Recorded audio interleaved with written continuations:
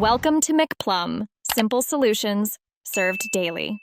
In this video, I will explain how to get to Thieves Landing. This notorious location is found in the New Austin territory, specifically south of Blackwater. As Arthur Morgan, you'll typically be wanted dead or alive upon entering New Austin, so a careful approach is essential. Your primary goal is to avoid law enforcement patrols and bounty hunters who will actively pursue you. We'll cover the best strategies to reach your destination safely and discreetly. To ensure a stealthy entry, consider traveling under the cover of darkness, ideally between 10 o'clock at night and 4 o'clock in the morning. Equip a full mask or bandana to hide your face, which can prevent immediate identification. Stick to the wilderness and less traveled trails, avoiding major roads and settlements such as Armadillo. A fast horse will be your best friend for quick escapes if you are spotted, allowing you to outrun any pursuers.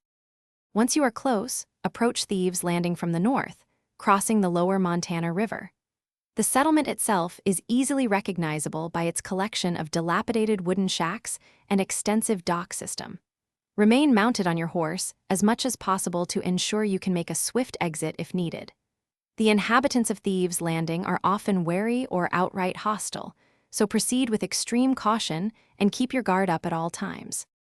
For a successful visit, always carry a good supply of potent tonics to quickly restore your health and dead-eye ability.